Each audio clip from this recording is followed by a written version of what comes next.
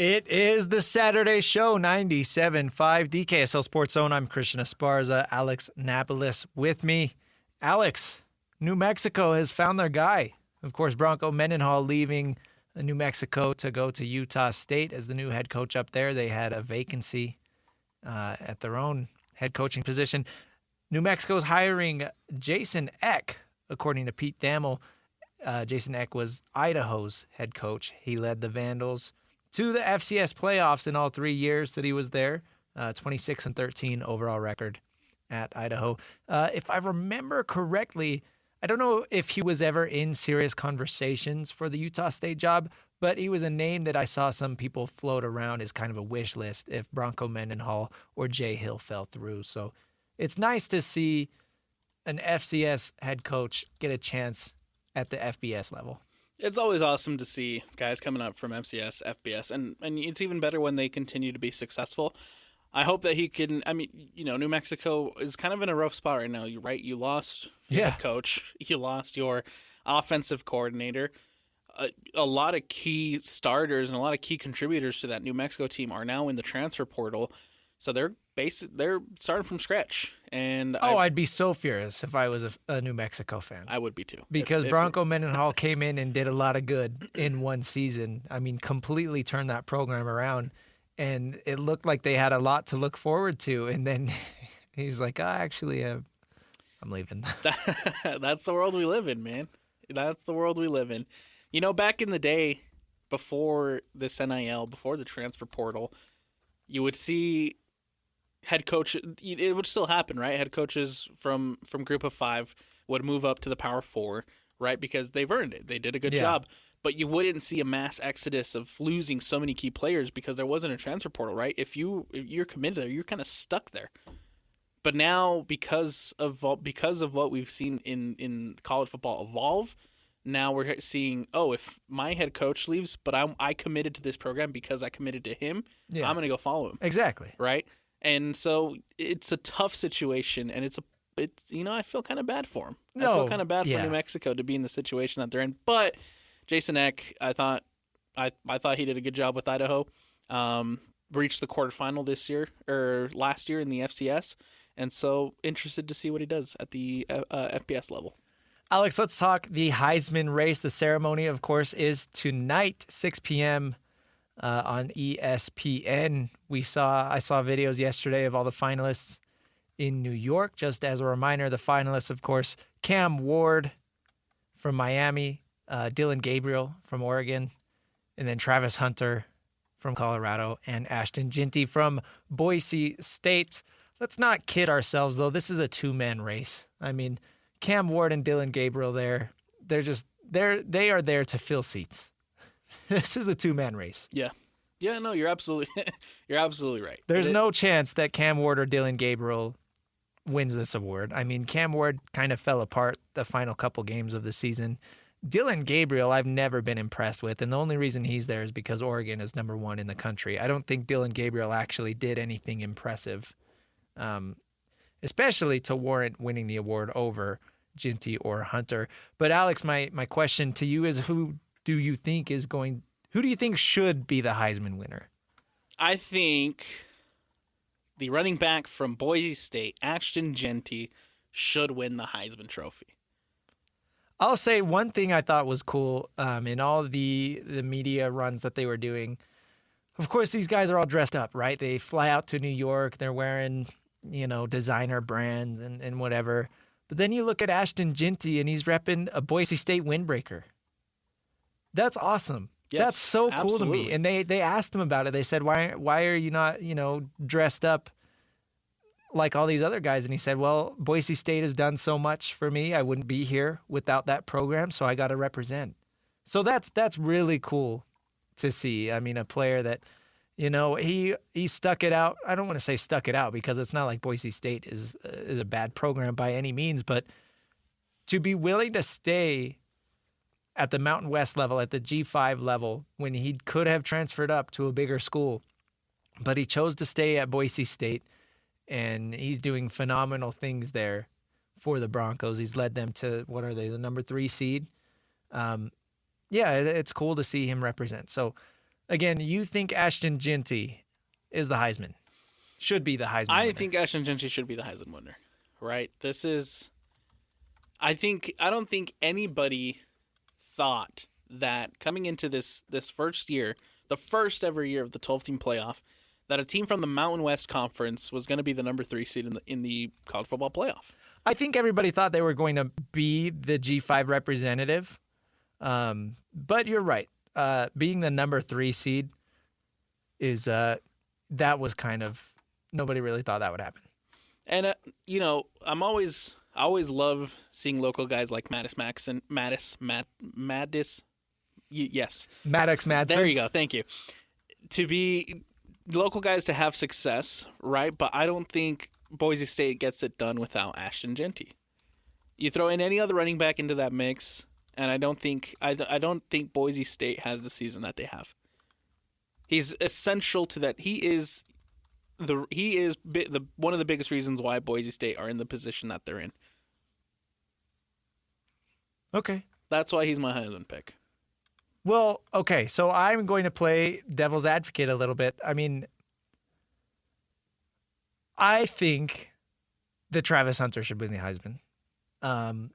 And my reasoning is he is the most valuable player in college football. I think so going back to what I was saying earlier, people were penciling in Boise State as the G5 representative in the college football playoff before anybody knew what Ashton Jeanty was going to do. Colorado, you got to remember, they were disappointing last season. Nobody was taking them seriously. But what Travis Hunter came in and did for Colorado, for Coach Sanders, 92 catches, 1,100 yards, 14 touchdowns as a receiver. Then you go to defense, and he's got 4 interceptions on the year, 11 passes defended overall. And it's nobody has ever done this. I mean, we've seen players play both ways, but we've never seen somebody be elite on both ends the way that Travis Hunter is. See, but the way I see it, take Travis Hunter out of Colorado. Okay. He's not a part of that Colorado team. Take him away. What do you have? Shedeur Sanders and Coach Prime. Shedeur Sanders, Coach Prime, 2 other top receivers, and a decent defense who did a pretty good job in their first year of the Big 12. I think you take away Travis Hunter, and the Colorado still gets it done. You take away Jeanty from Boise State. Boise State doesn't have the same season. So you think Colorado still finishes 9-3 overall? Yeah. And 4th place in the Big 12? I think Shedeur... Without Travis Hunter? Yes, because you have a guy like Shedeur Sanders. Okay. I would listen to that. I would. But the other argument against Ashton Jeanty is that, and I hate to do this, I really do, but the reality is he's playing at the Mountain West level. Oh, come on. And do you think that Ashton Jeanty would have anywhere close to the same stats if he were playing at an SEC school or a Big 12 school or a Big 10 school? Yeah. You think that he'd be on pace? You put a decent enough O-line in front of him, he's going to make plays.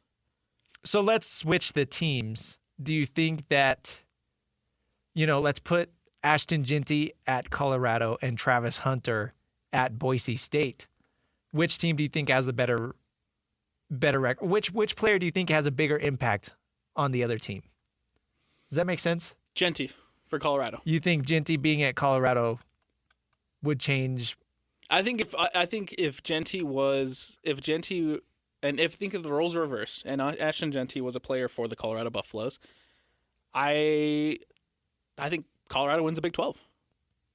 Really? Yeah. I don't know, man.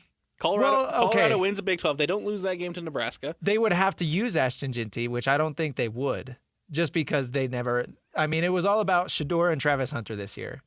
And obviously part of Travis Hunter is using Shedeur throwing the ball. I don't think they wanted to take the ball out of Shedeur Sanders' hands. And I think that would definitely hurt Ashton Jeanty's ability to produce at Colorado. They barely ran the ball I don't have statistics in front of me, but I mean, I know they were bottom third of the country in rushing attempts. Simply because, again, this year was all about, and I know they won some games. I know they were on the cusp of making the Big 12 title. They almost made the playoffs. But truly, it's all about getting Shedeur drafted top 5 overall, getting Travis Hunter the Heisman, and all that. So, again, if you replace Travis Hunter with Ashton Jeanty, you can't make Shedeur Sanders look good while also making Ashton Jeanty look good. And I think that would hurt his case. Meanwhile, you go to the Mountain West level. If Travis Hunter were to go to Boise State, of course, they don't have the tremendous rushing attack that Ashton Jeanty brought them, but he's still an incredible offensive weapon in that sense for Maddox Madsen. And then on the defensive side, he helps shore up that defense that really struggled in some big games. I think Boise State still wins the Mountain West. I still think they're in the playoff. I know a lot of their offensive production was put up on the ground, so I'd estimate what you're going to say you get 60 or 70% of Ashton Jeanty's production on the ground from some random other running back. But then you add a true elite receiver who, if he was playing at the Mountain West level, would probably be, I don't want to say the best receiver at the G5 level because that dude from San Jose State is pretty good, but Travis Hunter would probably be the second best receiver at the G5 level. I mean, he just won I don't want to butcher this, the Biletnikoff Award, right? As the best receiver overall. And he won it over that San Jose State guy. So maybe, yeah, if he was at Boise State, I think he'd see even better production than he did at Colorado.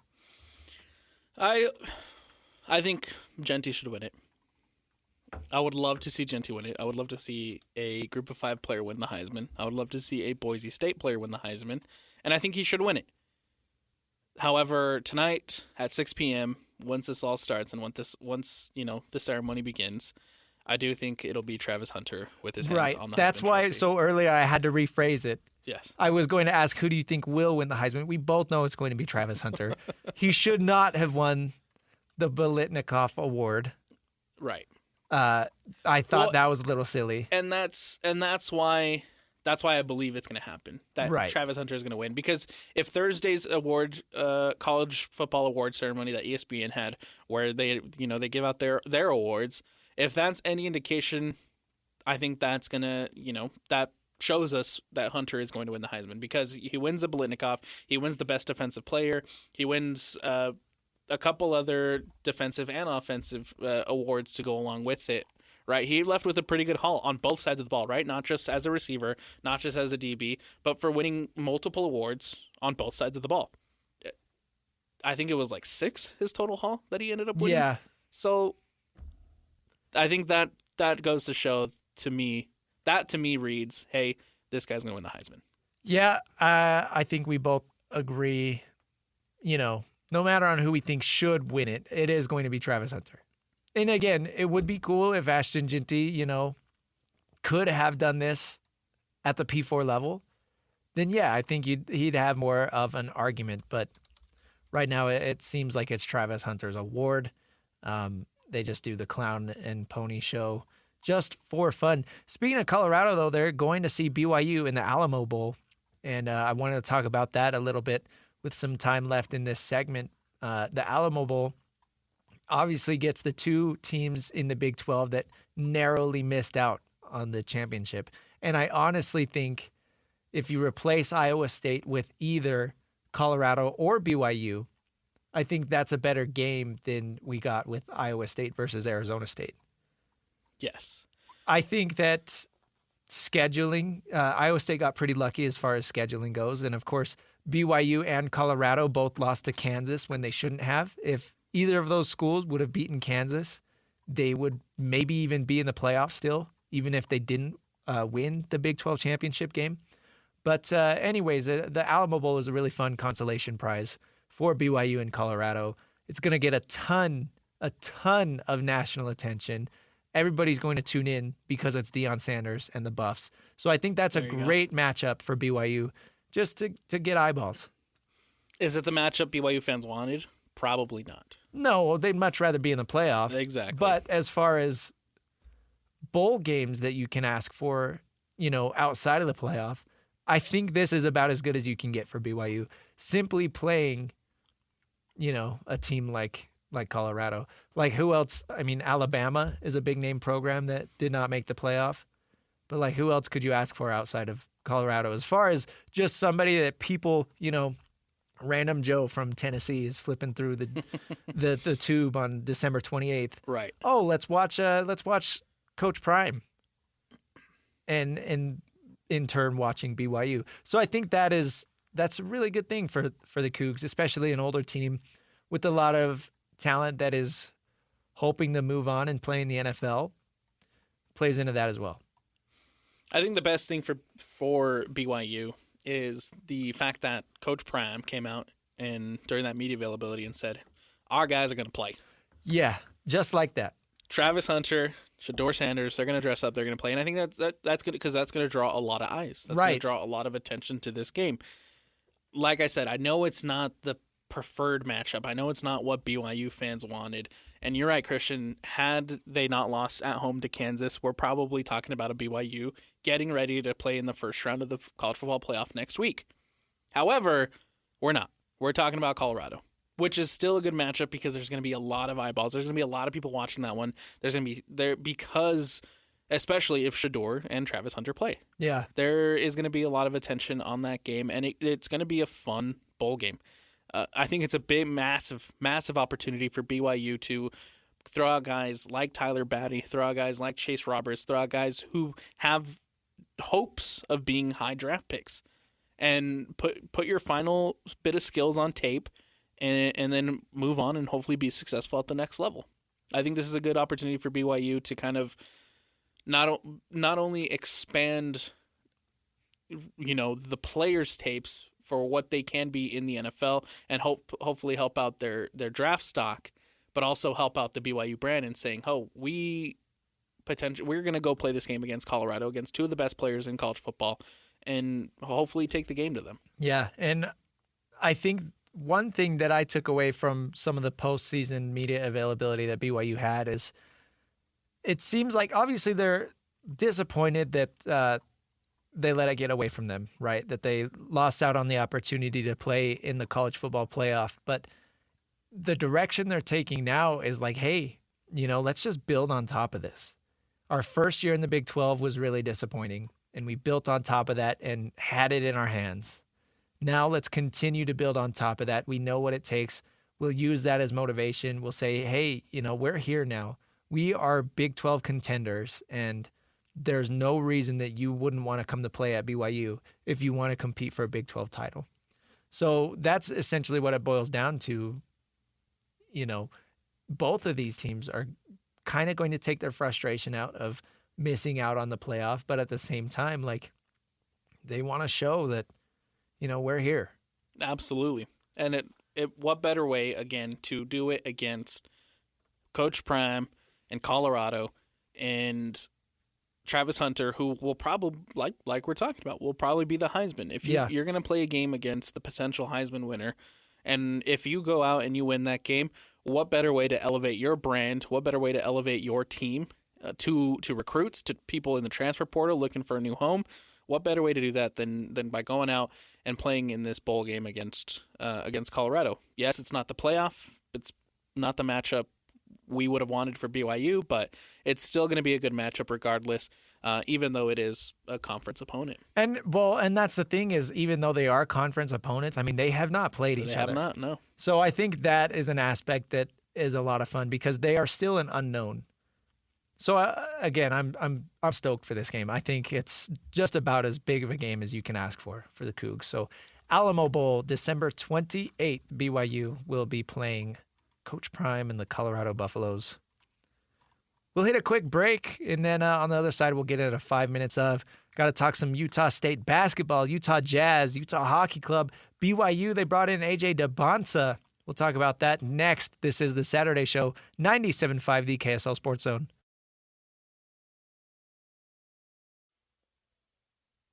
It's the Saturday Show 97.5, the KSL Sports Zone. I'm Christian Esparza, Alex Napoles with me. Time for 5 minutes of. We'll hit on a couple quick topics that we have not touched on throughout the show already. Alex, first we got to start off with BYU basketball, landing A.J. Dybantsa, the number one recruit in the entire country. He has committed to BYU. He will be here next year. That's awesome. This is unreal. If you would have told me 2 years ago that the number one basketball recruit in the entire country was going to commit to a school in Utah, I would have never believed it. It's uncharted territory. Would have never believed it. Would have never. And now that it's happened, I'm still trying to wrap my head around the fact that this kid who's drawing comparisons to the best of the best, right? KD, LeBron, Shai Gilgeous-Alexander, like, it's crazy to think that type of talent will now be here in the state of Utah, that the number one recruit in the entire country has committed to BYU. It's incredible. So just a quick idea on how good A.J. Dybantsa could be. We had Kristen Peak on. She's an NBA draft analyst. She joined Jake and Ben earlier this week. And Ben asked her, what are the odds that Dybantsa goes number one overall? And she said, well, he's a very good player, but there are also two other very good players in that draft. But Dybantsa is the odds-on favorite to go number one overall. But then Ben asked her, say Dybantsa was a year older and was coming out in this year's draft with Cooper Flagg. Ben asked if A.J. Dybantsa would be the number one overall pick over Cooper Flagg. And Kristen Peak said, yes, no doubt in my mind that Dybantsa would go over Cooper Flagg. Cooper Flagg, mind you, by the way, last year, fresh out of high school, was playing with the Olympic team in Las Vegas and giving them troubles. So that's how good A.J. Dybantsa could be. Again, he is not just the number one overall recruit in high school right now. This is like a borderline generational type prospect, and I hate throwing around that word. I hate, people called Caleb Williams generational. Like, you can't use generational multiple times within a 5 or 10 year span. But A.J. Dybantsa is a higher rated recruit than Zion Williamson was. He's a higher rated recruit than Anthony Edwards was. I mean, this dude is supposed to be like one of the best high school basketball players we've seen in a very long time. So huge get for BYU, huge get for the state of Utah and everybody here locally. That's going to be so much fun to keep track of there. So shout out to Kevin Young and his staff, already building good things for the Cougs. Alex, let's move on to let's start with Jazz. We had 2 weeks off of this show. Didn't miss a lot of Jazz basketball, though. They had almost the whole week off. But they did play last night. They lost to the Suns 134-126. Do you have any updated thoughts on the Jazz? I still feel the same way that I feel about the Jazz that I felt 2-3 weeks ago, where I feel like there are moments and there are times where they're playing fun basketball. Yes. They're playing there are moments where they play good basketball. And I think last night was a perfect example of that, where they were shooting really well. Both sides were shooting really well. I think it was 22 threes for the Utah Jazz and 53% shooting from the floor, which is good shooting. That's great shooting. Which is, yes, exactly. And so at times they do play fun basketball, and they've shown glimpses of playing good ball that I just need to see it more consistently. I need to see it more often. Yeah. And I think if you flip it over to the defensive side, you just need to be better on defense, right? Less turnovers, better defending, and have that a little bit more consistently too. Because I think, you take a little bit away, a little bit of some of those turnovers last night. You take a little bit away of just a little moments of better defending, and I think the Jazz can walk away with a positive result against the Phoenix Suns, who are also kind of hit or miss right now. 15 turnovers last night for the Jazz, and that would explain why they lost.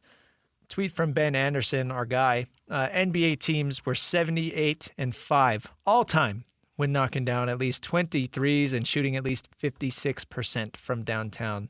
That was before yesterday. The Jazz loss makes it 78-6 all time. So rarely do teams lose when they have a night shooting like that. But 15 turnovers is not good. Yes, and I think the Jazz leads the league in turnovers, and so that's just something that just needs to be cleaned up. Right? You have those extra 15 possessions, you probably have a good shot of beating this Phoenix Suns team. Yeah. How about Keontae George on that chase down block, though, on KD? That's like a career highlight for him. That's awesome. I've been impressed with Jeanty, man. Rough start to the season. Yeah, he did start off really bad. But he's been a lot better. He has looked completely locked in and focused over the past couple of games, and that has led to a turnaround. And that's something that we were all wanting to see from Keontae George. So it's nice to see him completely engaged, and playing hard when he's on the floor, and it's leading to production. So that's good for him. The Jazz now are 5-19 on the season for all those keeping track. I'm trying to look up the I think right now the updated draft order. Right. So Utah has the third worst record in the league, Yes. 5-19. New Orleans is 5-21, and Washington, they are 3-20. Washington is like the worst basketball team I've ever seen. They are horrible. Worse than the Pistons last year, who set the record?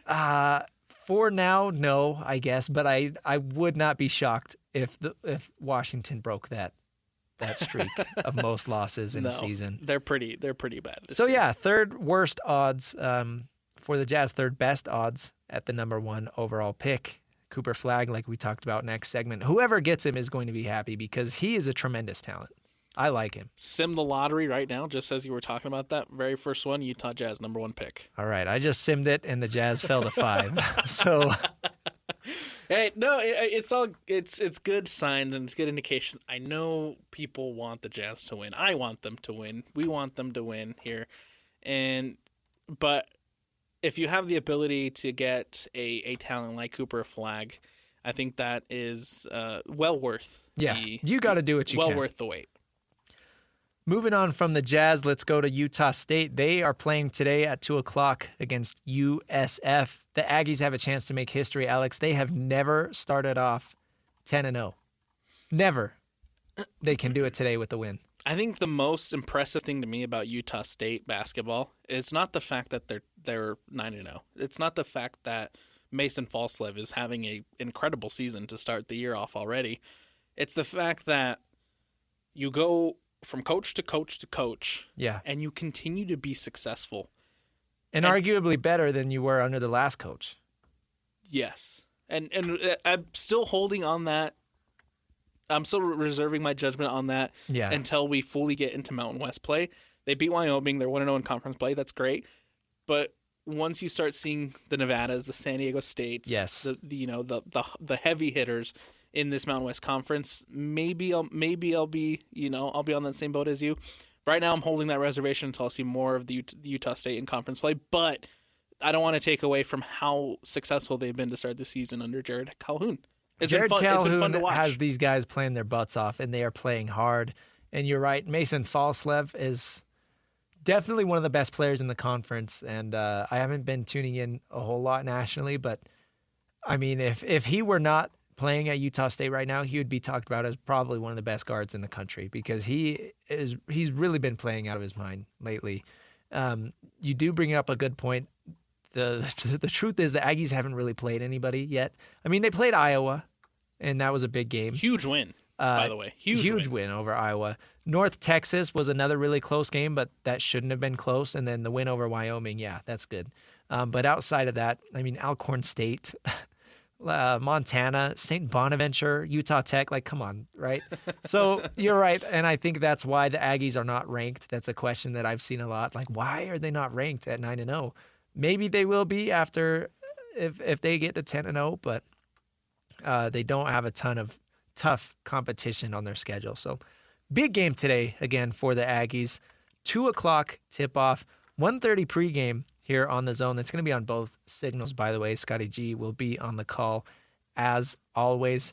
let's wrap up this segment talking about the Utah Hockey Club, because talk about a team that's been hot, Alex. They went, like I mentioned earlier in the show, had a little road trip last week. They went 2-0. They beat Buffalo 5-2 last Saturday. Then they beat Philadelphia 4-2 on Sunday. They returned home, hosted the Wild, lost in a shootout 5-4, first shootout in franchise history. But then they responded with a road win at Colorado Thursday, 4-1. So 3-1 over the last 4 games. Really, really good stretch for the Utah Hockey Club. And then to go out onto the road and have the high scoring performance that you had against Buffalo, to do it at Philadelphia, and then you come back home, and I know they lost, I know it went to the shootout, but that's one of the Wild are one of the top teams in the NHL. NHL. Exactly. They're one of the top teams in the NHL, and your ability to take them to the shootout, I thought that was a big testament of character, a big testament of maturity. That was one of the words that was thrown out a lot yesterday when we were talking to all those guys, is maturity, and how much this team has grown since the inaugural game against Chicago. And we're kind of seeing it on the floor now, or on the ice now, where Gunther's having good performances. We see Keller continue to have good performances. Even Vejmelka, in the injury of Connor Ingram, I thought has played really, really well. And so we're just continuing to see this young team mature and grow in front of our eyes, and it's so fun to watch, man. I mean, if you want a tangible example of growth, like they lost to the Colorado Avalanche here in Salt Lake at home 5-1 in late October. Then they go on the road and beat that same Colorado team again 4-1 on Thursday. Dylan Gunther had 3 points, two goals and 1 assist in that performance. So this team is really starting to click, and that's what you're going to see from a young team. I mean, you're going to see highs, you're going to see lows, but hopefully from the beginning of the season to the middle of the season to the end of the season, you are going to see growth. That's what you want to see, and that's what we are seeing with the Utah Hockey Club. You're able to pick out and say, yes, they need to get better in this, this, and this. Okay, checking in midway through the season, yes, they have gotten better at this, this, and this. And then hopefully by the end of the year, you're able to say, oh my goodness, this team was so much better at the end of the year than they were at the beginning of the year. And it looks like that's the trend that we're going in. So the Clubbies still on the cusp of the playoff picture. I mean, man, they have so many overtime losses. If they were able to just... Well, you don't like Clubbies? Did you just call them the Clubbies? Yeah. No. No. If they are able to just pull some wins out of those overtime losses, I think that would go a long way in the playoff picture over the second half of the season. But yeah, I mean, it's really fun, again, to watch, like I said, tangible growth. Like you can see it.